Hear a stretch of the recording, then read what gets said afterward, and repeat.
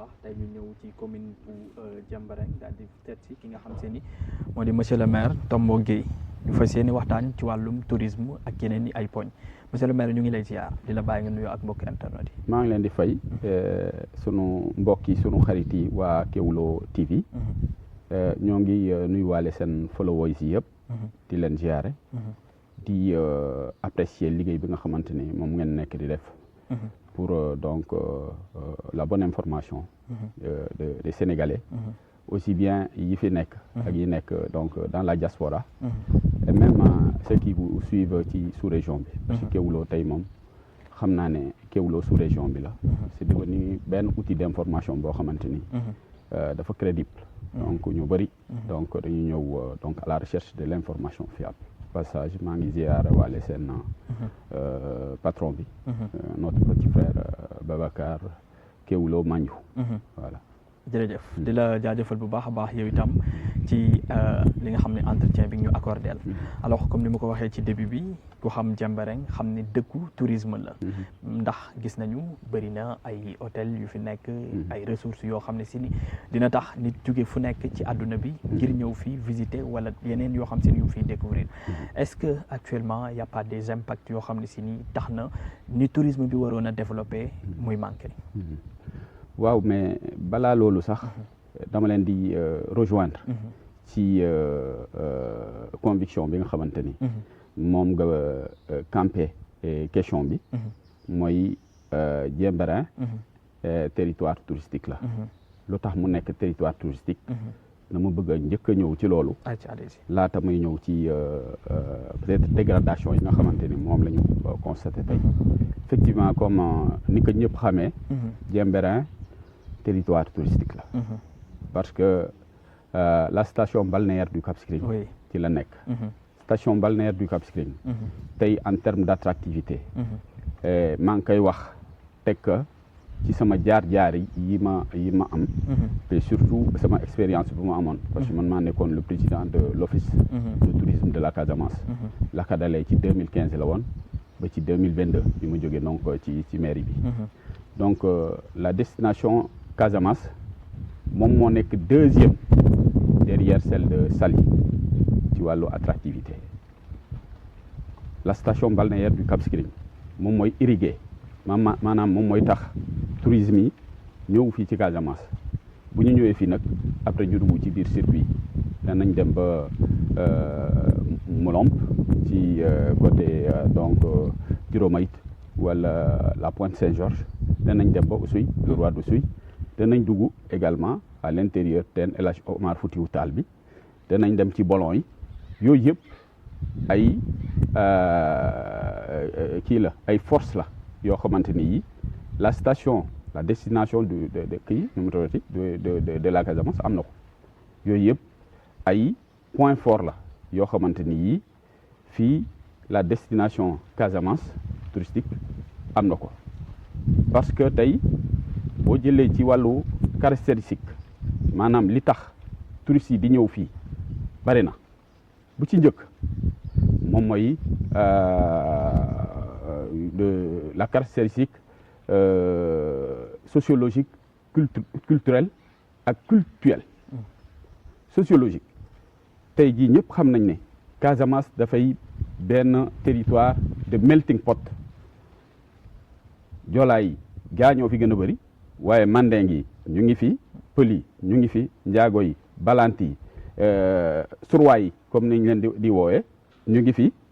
rawatina sax les autres communautés yi nga xamante ne bokkuñu sax Sénégal wala les autres communautés yi nga xamante ne bokkuñu sax Afrique tubaab yi asiatique yi ñoom ñëpp ñu ngi fi loolu boo ko amee dafay doon benn genre creuset culturel boo xamante ne bii tey jii ñu bëri dañuy jógee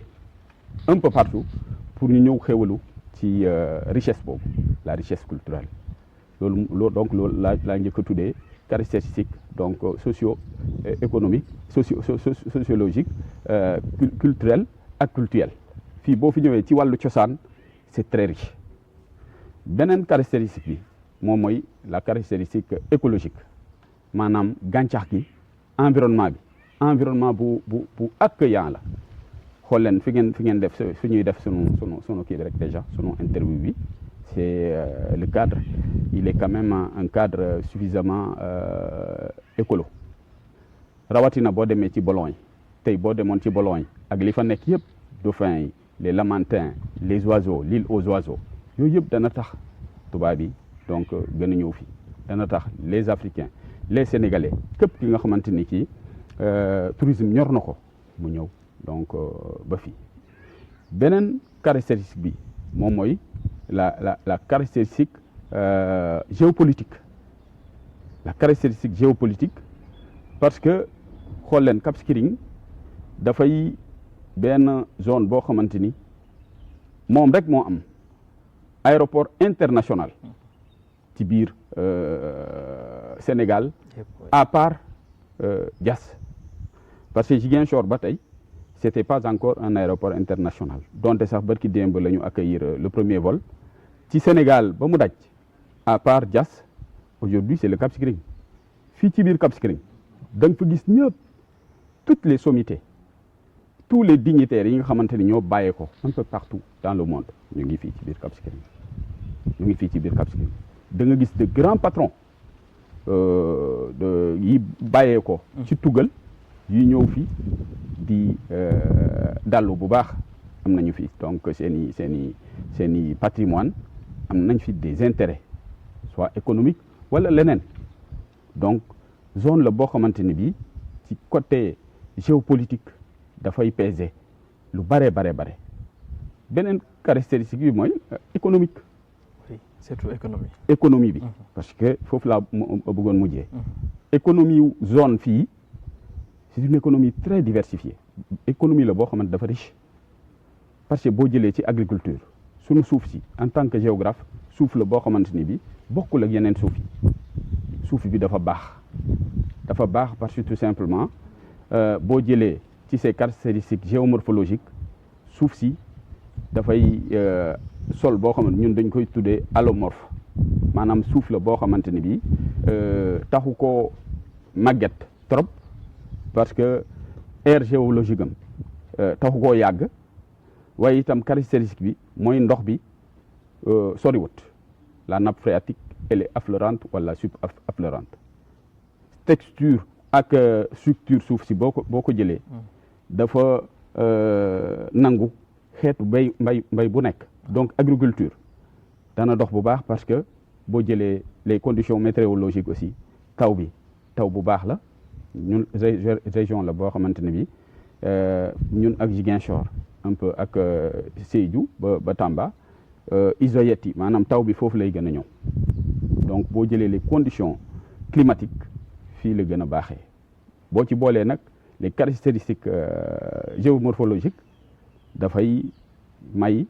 Casamance benn position boo xamante ni bi ci wàllu économie surtout ci le secteur primaire agriculture ak yëpp yi ci dem dafay doon benn zone très très stratégique commerce bi boo ci ñëwee aussi avec l'aéroport yooyu yëpp c'est très très très dynamique boo ñëwee ci artisanat aussi c'est très très très dynamique donc ci wàllu économie foofu tam force la boo xamante ne bi fii ci Cap Skirring en tout cas la destination du pôle sud destination boo xamante ni bi elle est très attractive. Après bu ñu glisser progressivement vers mooy sa question bi ba xam yan impact le crise bi mais surtout le contexte actuel yan impact la nekk di def donc ci population yi xanaa mu nekk rek impact de destruction tey jii le contexte actuel bi nga xamante ni bii contexte de crise la un peu partout mais dafay répercuter wu ci ñun man en tant que maire j'avais l'habitude de dire que en tant qu'ancien maire j'avais l'habitude de dire que sunu budget boo jëlee les rentrées fiscales yi ci ne c'est 98% moom mooy jógee ci hôtels yi les structures touristiques et paratouristiques sunu recettes yëpp mu ngi jógee foofu commune de Diembéring bokkoon na ci commune yi nga xamante ni ñoom ñooy autofinancé seen développement. c'est-à-dire ñoo gën a ëppale li ñuy gën a dugal. maanaam seen propre xaalis la ñuy jël. seen bopp la ñuy njëkk a yaakaar balaa ñuy yaakaar keneen. infrastructure yi fi nekk yëpp quand j'étais maire et je sais que c'est le cas aujourd'hui également. maire bi commune bi le maire ci budget lay jël pour defar dëkk bi plutôt que muy yaakaar keneen soxla askan wi fi nekk yëpp maire bi dafay compter ci ses propres ressources pour rek balaa muy compter ci keneen loolu li ñu ko may mooy le tourisme. Oui. Parce que taxes yi dafa bari que ce soit les hôtels wala installation commerciale yi wala les autres donc contribuables bu ñu ñëwee ñoom ñëpp collectivité bi day am jàmm. day am une assise kii. Sans compter maintenant les acteurs. ñi nga xamante ni ñoom ñooy dund ci le secteur informel ci le secteur formel ñooñu ñëpp la Casamance tey jii y a beaucoup de le privé est très dynamique waa Casamance Sodeka l'usine la Casamance donc waa Club Méditerranée hôtel yi ñoom ñëpp donc bu amee une petite crise bi nga xamante ni dafay manifester wu ci secteur tourisme rek da ngay gis day am benn chaîne de conséquences boo xamante ni la ko dalee ci kaw la ba ci suuf donc du épargner kenn. Commune de Diembéring li tax y a une stabilité économique une stabilité même sécuritaire surtout ci wàllu alimentation bokk na ci secteur tourisme bi. tourisme bi bu doxee léppay doxandoo. bu doxut tout le monde dañ koy yëgandoo. mais tamit dafa am benn loo xam ne si nii ñenn ñi dañ ko commencé di seetlu wala sax ñu ngi commencé di ko bàyyi xel. parce que ñu ngi gis comme ni nga koy waxee sànq ci côté hôtel yi et tout peut-être am na parfois des étrangers yoo xam ne si ni ñoom ñooy ñëw daal di fiy jënd terrain tabax fi seen hôtel wala ubbi fi benn entreprise. d'une part dina servir la commune ci li nga xam si ni moom la ñuy génnee comme ay taxes et tout mais est-ce que population bi tamit devrait dinañ ci gis seen bopp par rapport ak ni nga xam si ni tey bu fekkoon un Sénégalais wala koo xam ne si ni ci dëkk bi la dëkk moom moo ko moom est-ce que bu boobaa tamit du am une différence dem ba mujj sax d'une part day gën a féete côté étranger que les natifs quoi. man ci côté boobu moom gisuma ci benn problème bu dee Sénégalais la moo jógee par exemple Kédougou wala mu jógee Ndar ñëw def investissement am ñëw fekk si fii doomu fii bi nga xamante ni moom aussi ci loolu lay yëngu dama jàpp ni li leen di encadrer leen rek la mooy les lois du Sénégal ñoom ñëpp texte ak règlement moo leen tënk texte yi nag moo ngi tàmbale ci les services yi nga xamante ni moom moo fi nekk les services étatiques ku fi bëgg a ñëw tabax hôtel par exemple bu ñëwee ba fii la mu ngi koy teg ci charte réew mi rek amul benn problème parce que bu ko tegee ci charte réew mi kenn du ci loru moom ci la bokk ñun ña nga xamante ni ñoo fi dëkk ci la ñu bokk su fekkente ni ñëw na réaliser ko ci norme yi nga xamante ni moom la loi santaane moom dana ci gis boppam la collectivité territoriale dana ci gis boppam ba pare itam les bénéficiaires ña nga xamante ni ñoom ñooy yëngu ci activité bi nga xamante ni moom lay proposé ñoom ñëpp nañ ci gis seen bopp donc moi je pense que problème bi rek mooy un problème d'application stricte des lois et règlements textes yi buñ ko appliquer rek bu ñu appliquer les textes ñëpp nañ ci gis seen bopp ka nga xamante ni moo xam fu mu mënta bàyyee ko moo xam ci fii la ci Casamance wala ci bépp gox boo xamante ni fii la ci Sénégal ci Afrique ci monde bi bu ñëwee ba fii ñu teg ko ci yoon rek en principe tout le monde s'y retrouve. Mais le problème c'est les textes bi nga xam si moom ngay wax et les règles c'est-à-dire la loi parce que souvent dañuy gis ñi nga xam ne si ni ay étrangers la ñu bu ñu ubbee ay entreprises au Sénégal wala feneen ak feneen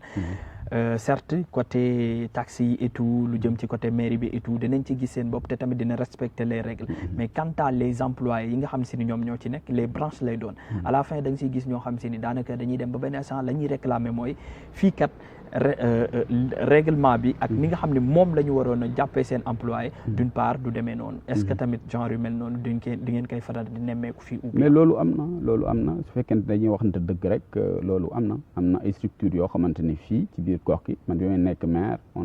l'a toujours dénoncé def nañ ci sax ay jéego pour xool comment est-ce que seen conditions yi mën nañ ko améliorer bëgguma rek singale structure ne la telle structure par exemple demoon nañ fa wala telle autre entreprise demoon nañ fa mais réalité boobu je pense que mu ngi fu nekk je pense que li jara kii li ñu war a insister pour que mu am mooy les questions de responsabilité il y a l'inspection du travail ici mu ngi Ziguinchor n'est-ce pas amul benn banxaas état boo xamante ni nekku fi il faudrait que les employés aussi parce que le plus souvent ñoom la employés yi bu ñu duggee ci benn secteur ci benn barab dañuy complexé tellement dañuy ragal tellement au point que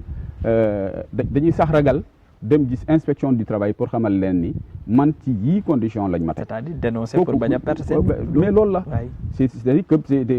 ci ñoom la quelque part aussi. parce que bu dee yow par exemple ñëw nga ci benn barab ñu lay fay 50 000 francs. yow xam nga ne 50 000 yi c'est suffisamment dérisoire. mais dans ta conscience da ngay naan te ma cee jàpp rek parce que su ma demee gis l'inspection du travail sama patron mën na jàpp ne dama koy dénoncer. donc dàq ma sax mën na cee xaj alors que c'est le contraire parce que ak xam la ak yelleefam la les droits du travail dafa am ay encadrement yi nga xamante ni def na ko donc les responsabilités sont partagées la ka dalee ci employeur bi à proprement parler parce que moom xam na bu baax lan mooy le droit du travail lan mooy ak yelleefu les travailleurs ba ci l'employé moom sax il peut ignorer tuuti waaye mënul ignorer ni à Ziguinchor dafa am benn inspection du travail. donc mu dem fa. moo tax le plus souvent benn contexte la boo xamante ne bi ça profite plus aux employeurs. waaw donc moi je pense que li ñu leen mën a xelaat rek mooy quelle que soit situation bi nga xamante ni moom la ñu ñëwee ci entreprise bi. nañu nekk en régularité nekk donc en situation de régularité. weesuwut sa contrat waa inspection du travail visé ko ci wàllu sàmm ak yelleefu travailleur inspection du travail moom la ko loi Sénégal dënk. ok alors balaa ñuy dugg ci beneen point bi ci côté tourisme bi. parce que tourisme rural bi tamit bokk na ci loo xam se ni peut-être yenn yi mën na indi ay impact ci ñenn ñi nga xam se ni seen i ay entreprise wala yeneen ak yeneen yu waroon avancer du am avancement parce que on a vu les routes aussi am na yenn secteurs yoo xam se ni routes yi demeewul noonu te tey parfois di nga gis koo xam ne si ni mën na ñëw Dakar dégg benn affaire à Ziguinchor Casamance mu bëgg a ñëw découvrir mais bu xalaatee yoon bi et tout est-ce que loolu noonu tamit d'une part waruñu ci gën a taxaw pour permettre dem bi ak digg bi mën a yomb ci ñëpp. développement tourisme moom dafa war a ànd ak ay jéego yu bari. surtout ay conditionnalité noonu laa ko mën a tuddee. bu ci njëkk mooy l'amélioration donc sécuritaire. de la sécurité. parce que touriste fu mu dem rek. jàmm rek moo tax mu dem fa. donc sécurité bi. war na am donc la circulation bi nga xamante ni moom moo war a nekk fluide aussi à travers ay infrastructures de qualité. yooyu yëpp da cee bokk. donc tourisme dafa am ay leviers yi nga xamante ni moom moo koy booster. bokk na ci donc la sécurité. bokk na ci l'amélioration des infrastructures routières. yooyu itam yëpp da cee bokk. parce que tey jii par exemple pour dem Djiromite. auparavant c'était très difficile. parce que yoon bi taxu ko woon baax. tey jii pour dem Kachouane par exemple fi la amoo 4x4 rek doo fa mën a dem alors que Kachouane c'est l'île bi nga xamante ni man moom laa gën a jàppee comme l'île la plus paradisiaque presque la plus paradisiaque du Sénégal parce que def naa presque île Sénégal yi yëpp waaye Kachouane boo fa demee da ngay sentir ne sax maa ngi ci béréb. Kachouane c'est vraiment une île que j'aime beaucoup mais pour dem foofu tey par exemple faw nga am oto 4x4 donc yooyu yëpp dafay ay gàllankoor yi nga xamante ni état da koo war a saytu pour que mu mun ko saafara le plus rapidement possible pour rendre donc sites yooyu plus accessible au bénéfice de tous les Sénégalais et de toutes les Sénégalais. Alors ñu daal di àddu ci beneen point gis nañu tamit yow ku la xam ni itam bon d'une part yaa ngi nekkoon ak ki nga xam ne moo di le président Macky Sall. Actuellement mu ngi nekk candidat à l'ONU muy di union ONU ci boppam. léegi nag gis nañu def na ora bi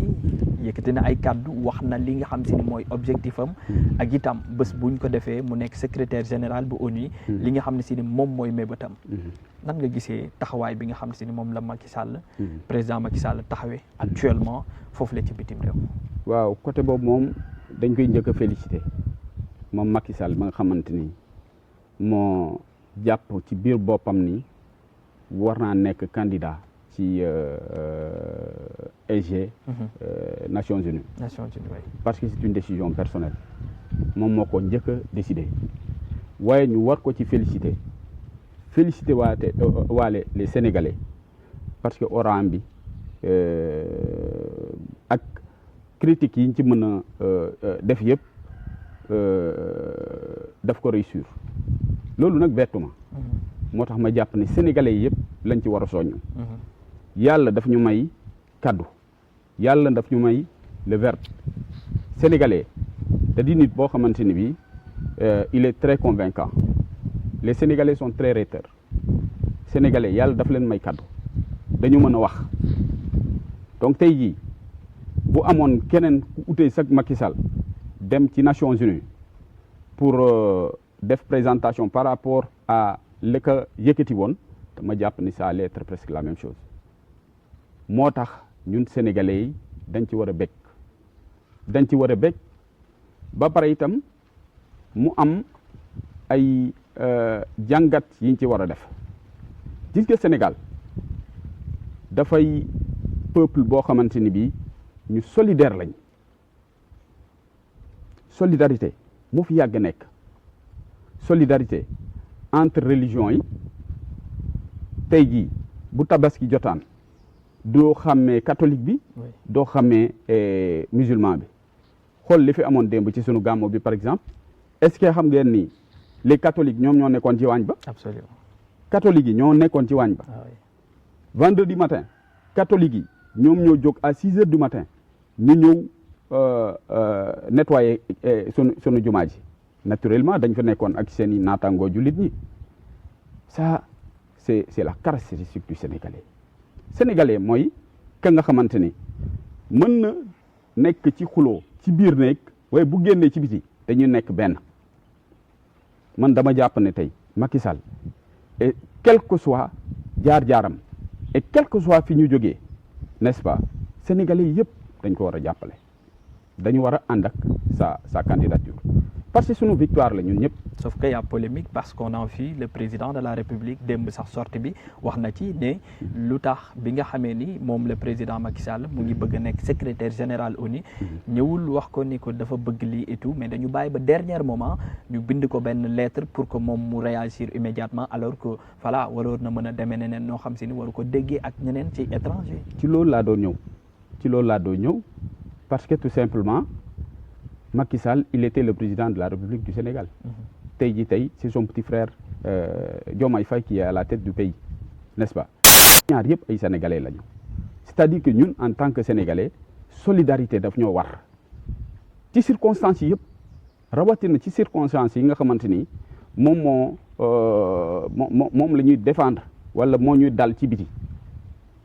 boo fi nekkul Sénégal mën nañu xëccoo fii ci biir Sénégal waaye bu ñu génnee ci biti dañu war a nekk benn xam nga lu tax ma naan dañ ko waroon jàppale parce que jàppale woon ko gënal rek la ci Sénégal yëpp et c'est quel que soit résultat yi nga xamante ni dana ko fa Macky Sall tey jii mu jàll ci mais victoire la pour le président Diomaye Faye victoire la pour le Sénégal. parce que victoire diplomatie la c'est une victoire diplomatique Sénégal musta am un EG bi nga xamante ni moom mooy jiite ONU mais histoire dana jàpp ne ci nguuru Diomaye la amee tey nga nekk SG des Nations Unies ci nguuru Diomaye Faye yow tu penses que moom du ci am Sénégal du ci am avantage Sénégal du ci am njeexital le Sénégal moom mooy nekk sur le toit du monde président de la République yaakaar nga ne loolu du woon victoire am la parce que partenaires yu bëri seen porte d'entrée Nations Unies la bu ñu ñëw vers le Sénégal am na benn proverbe bi naan ginaar da nga koy dàqaale mu dugg sa biir kër n'est-ce pas laax jaay ci laax da ngay lekk ba pare n'est-ce pas yooyu yëpp man dama jàppoon ne Macky Sall quelle que soit situation bi nga xamante ni moom la candidature am présenté woon président de la République ak ñi ko wër man à leur place dama doon jël plus de hauteur pour rek jàppale ko parce que quel que soit le résultat dafay gagner moo tax ma jàpp ne les responsabilités sont partagées. Ok Macky Sall en tant qu'ancien président de la République mu génn fii ci génn bu rafet comme président ni mu ko waxee woon démb j'ai pas pu suivre interview bi yëpp mais passage boobu déglu naa ko n'est-ce pas président de la République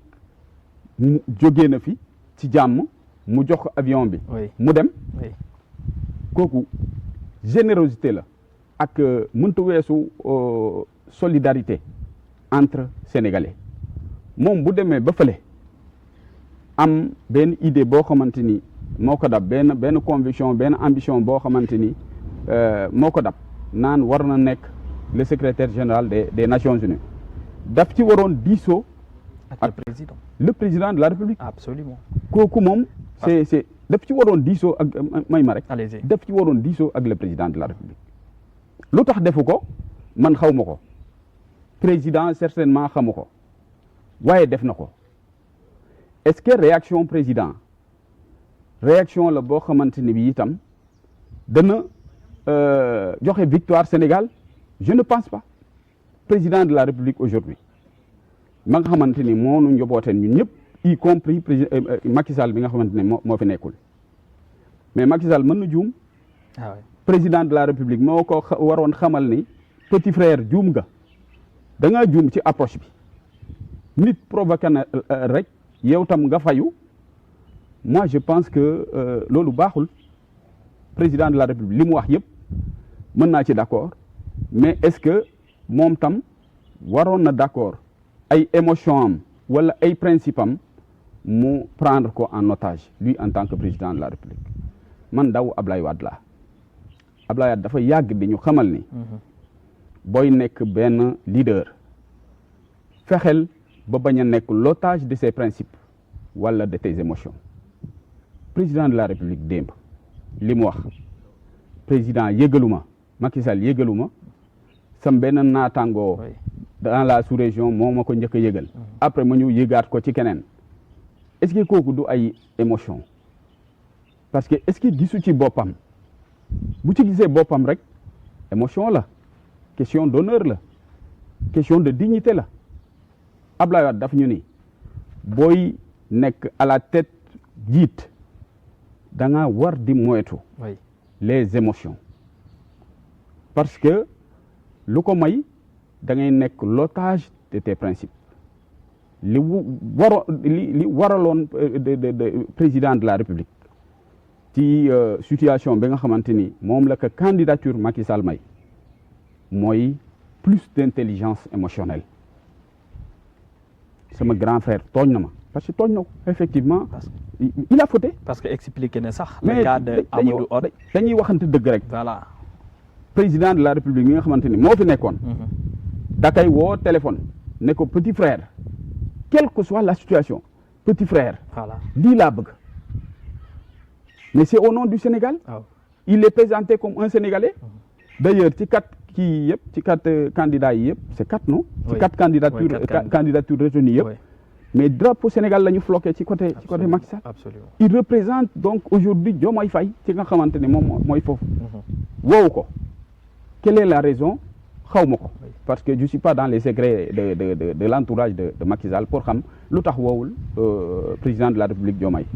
Mais d'une part, est-ce qu'on ne peut pas retenir la situation politique actuelle parce qu'on a vu daanaka diggante Pastef ak APR bi nga xam ne si ni le président Macky Sall moom moo ko jiite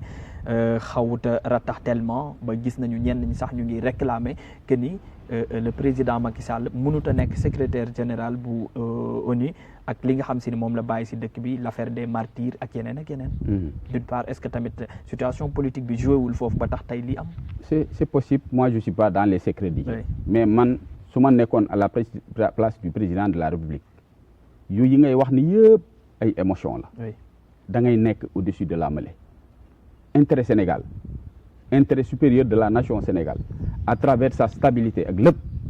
Je pense que moo dépassé yi ngay wax ni yëpp. Absolument. moo ko dépassé. Absolument. tey jii moom mooy le président de la République. Donc njaboote ñëpp n'est-ce pas à sa place. damay am plus d'élévation je sais que c'est quelqu'un de très responsable man jegewu ma ko véritablement mais boo ko xoolee ci démarche am da ngay xam ne kii nit la dafa nite mais ci coup bi man à sa place j'aurais pris encore plus d'élévation. Qui président de la République Macky Sall il ne m'a pas consulté maanaam pas directement mais est-ce que réponse bi la ko waroon kii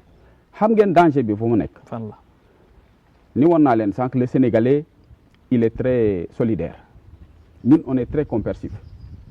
compersion moom mooy le contraire de la jalousie Sénégalais mooy ki nga xamante ni jàmm rek la yéene vis-à-vis am. Moi je pense que président de la République boo ñëwee ba toog ci chaise bi yenn yi surtout les autres émotions. da nga koy dépasser. Ok ñun ñëpp ay humains lañu parce que émotion yi boo ko toppee trop daf lay tardel. Ok daf lay tardel parce que président de la République aujourd'hui Diomaye Faye bu soutenir la candidature de Macky Sall lan la koy wàññi rien du tout bu gagné ndamam la bu gagnéwul kenn du ko ci sikk. mais tamit kenn du ko ci sikk dañuy naan de toutes les façons il aura essayé. mais tamit d'autre part est-ce que le président Macky Sall dem ONU ba nar a nekk secrétaire général te son pays bi nga xam ne si il était le président soutenir wuñ ko tamit est-ce que du am dara lum ci yàq wala mu nekk une honte. mais il est clair que loolu il faut être honnête aussi. Ouais. Il est clair que tey jii par exemple ñun fii Casamance dañoo fonk làmb mais sa waa kër ñoo lay ngemb. voilà say waa dëkk ñoo lay ngemb nga dem moo tax ma ne la responsabilité est partagée. Candidat Macky Sall mi nga xamante ni moom moo décidé naan day nekk le candidat pourquoi jëlul téléphone am woo président de la République rakkam pour ne ko lii laa bëgg c'est d'abord pour le Sénégal conviction boobu tey jii su fekkente ni bëgg na andi réforme ci Nations Unies mais Sénégal ci la bokk. Ah oui. Da koy tàmbalee ci dëkkam ci Fatick gële mu dëkk mu juddoo ba ci États-Unis mi nga xamante ni foofu la yëf yi nekk mais ça se passe comme ça norme bi moo nekkoon mu woo président de la République waxtaan ci ak moom bu dee téléphone la sax ba président rassuré ko ne ko su ma sañoon nga ñëw ñu toog moom defu ko. Il est devenu un citoyen lambda Macky Sall ancien président de la République aujourd'hui Diomaye moom moo nekk le président de la République clé de voûte des institutions. ñun ñëpp mooy sàmm suñu intérêt. tey jii président de la République ancien Macky Sall nekk Nations Unies mais man jàpp naa ne intérêt Sénégal dajee war a nekk. Absolument. moo tax intérêt boobu moom la waroon jël fàtte lépp pour ne ko Macky sama je suis avec toi. Okay. Quel que soit résultat bi nga xamante ni moom lay am ndam rek la ci am moom président de la République parce que tey bu gañewul famille Macky Sall dañuy jàpp ne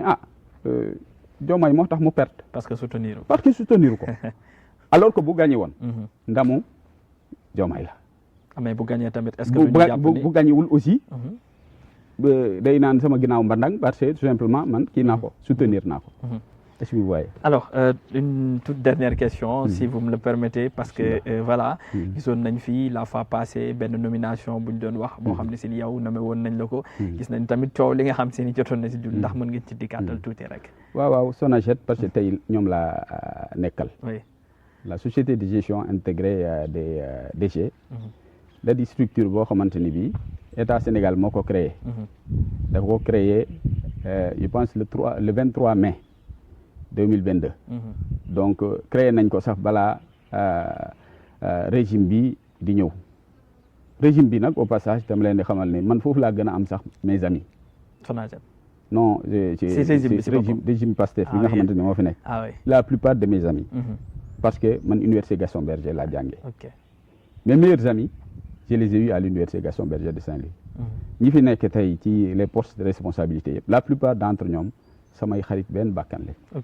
c'est des gens yi nga xamante ni ils me respectent beaucoup. loolu mu ngi tàmbale depuis la fac depuis Saint-Louis ba nii may wax ak yéen. n'est-ce pas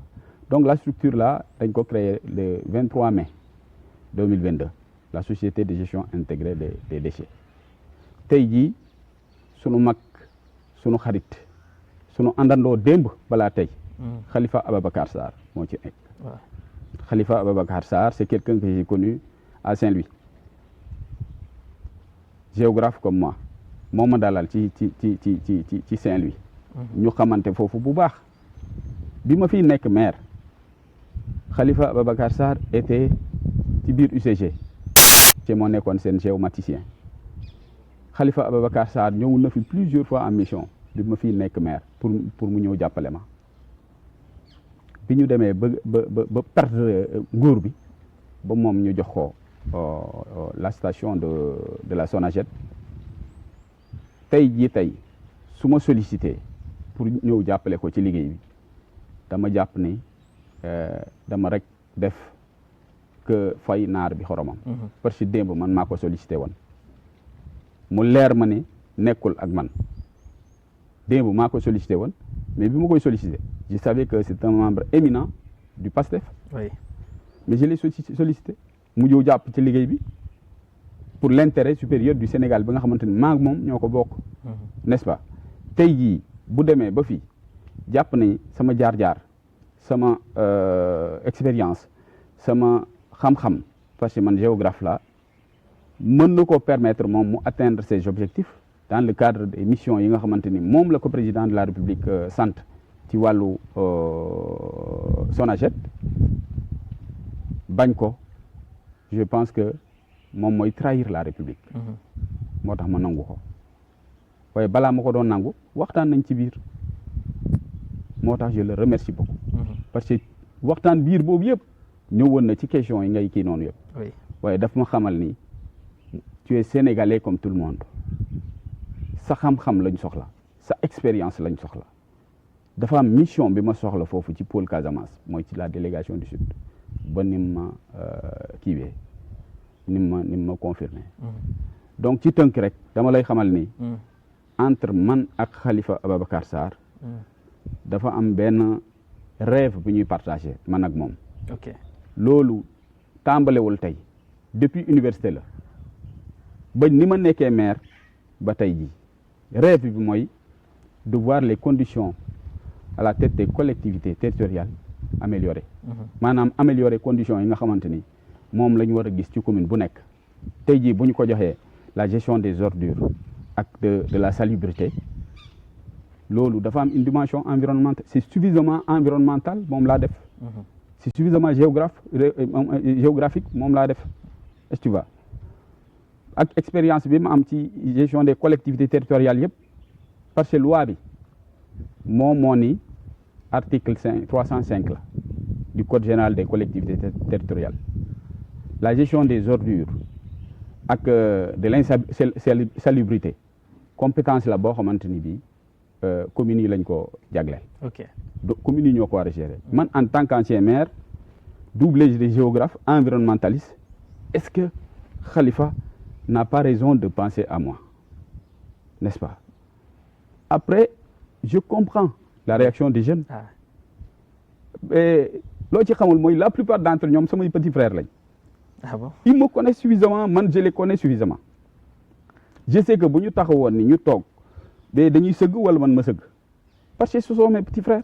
ok D'ailleurs certains d'entre eux ñëw nañu gis ma pour ne ma vraiment on est désolé mu am ñi nga xamante ni débat bi daf leen gêné woon trop parce que dañu jàpp ni mérité wu ma ko ñoom aussi mérité wuñu ma xool leen comme samay noonu tey jii Sénégal ñoo ko bokk ñun ñëpp. ah oui n'est-ce pas on m'a confirmé nekk naa ci au passage dama leen di xamal ni je ne suis même plus ici à la délégation de suite donc daa am ku ma remplacer ici depuis le 21 passé bi en attendant certainement qu'on puisse donc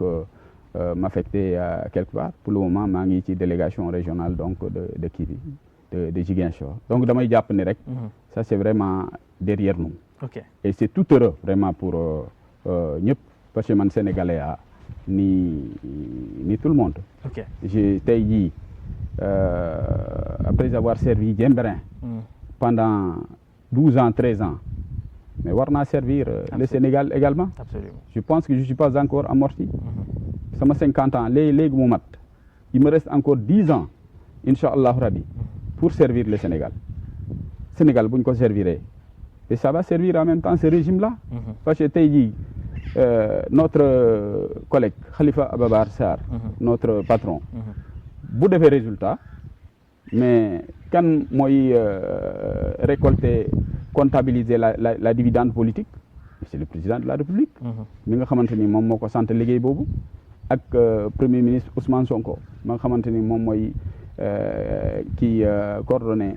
le gouvernement les missions du gouvernement ok merci beaucoup monsieur le maire amoon nañu mbégte merci daal di bokk ak yow waxtaan wi ñu bàyyi la nga tàggatoo merci vraiment kontaan naa trop ci dalal leen fii chez moi à Diembéring mais surtout li gën a tax ma kontaan mooy seen présidence bi démb ci gàmmu Diembéring bi Diembéring da di benn village boo xamante ni bii dafa riche donc en histoire dafa riche ci côté yëpp moo tax gis leen fa démb rek Diembéring ak ni mu tuutiwee surtout ci wàllu diine parce que au passage il faut ngeen xam ni jullit ñi à Diembéring il ne représente pas un effectif important c'est moins de 5% de la population de Diembéring ngeen déplacé wu ñëw couvrir seen gàmmo bi gis ngeen ni ko neexee woon démb daf ko jox une autre dimension je voudrais vraiment vous remercier et surtout vous féliciter ci liggéey bi nga xamante ni yéen a ngi koy def dans un professionnalisme boo xamante ni kenn mënatu ko natable Kéwoulo dafa bokk c'est même le seul organe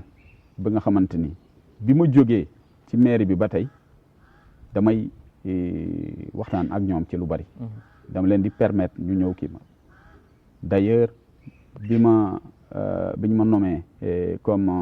délégué départemental ci Sonaged ba tey j'ai pas fait de sortie yooyu ma ci yàbbewu ma ci je vous réserve l'exclusivité yéen laa jox la primeur de me tendre seen micro pour que ma wax ci comme ni ma ci waxee ni may ñaanal sunu borom nag mu jàppale leen bu baax ci liggéey bi sutural lépp la nga xamante ni moom ngeen di def en tout cas nos félicitations nos encouragements et nos remerciements également au petit frère Babacar Touré Mandiou. merci beaucoup monsieur le maire di ko jaajëfal bu baax a baax di jaajëfal itam ñi nga xam si ne ñooñu doon suivre di leen jox dig daje si beneen numéro merci.